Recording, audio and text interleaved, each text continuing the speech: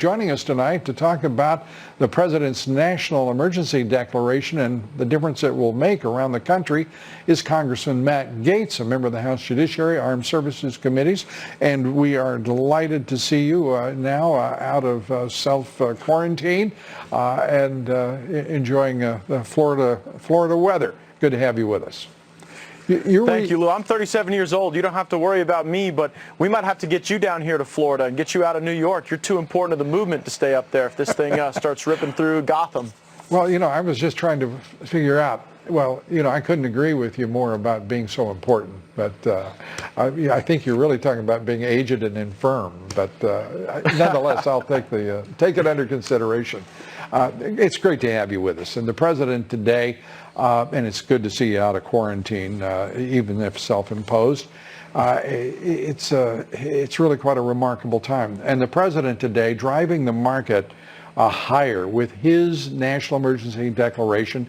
It was one of those things you can graph, and which, by the way, the president sent me, I don't know if you saw it, a signed graph of the market taking off from the moment he began that news conference.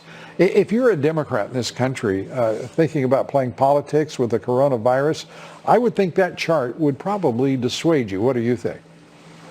There is no doubt that the president's words granted greater confidence and invigorated the markets today. What I can tell you also is that it's had a very practical and positive impact here on the ground. As a consequence of the president's national emergency declaration, states like Florida are able to pre-position ventilator assets. We're able to purchase more of the test kits and the detection swabs. And so being able to do this synchronizes state and national resources to be able to deal with this challenge. And there's no question that the markets and the American people trust the Trump administration to get this right, and we are getting it right around the country, and Florida's one great example. Yeah, it's really stunning to take a look at the statistics, and this, we know that it's going to be with us for a while. It's going to be tougher than most of us had expected, but at the same time, to think that we are watching the mobilization of all these resources by the president, and I do want to update one thing. Speaker Pelosi talking about a negotiation with Steven Mnuchin, the Treasury Secretary. I want to update everybody watching us. The Treasury Secretary is still meeting with the president, and there is now acknowledgement that there is no deal because the president hasn't signed off on it. The president, by the way, with I think a very good idea, and that is to suspend the payroll taxes and to inject significant money into this economy. The Federal Reserve already doing its part in the repo market, the Treasury, another $1.5 trillion, the Treasury Secretary ordering that up. I mean, this government is responding robustly, I think.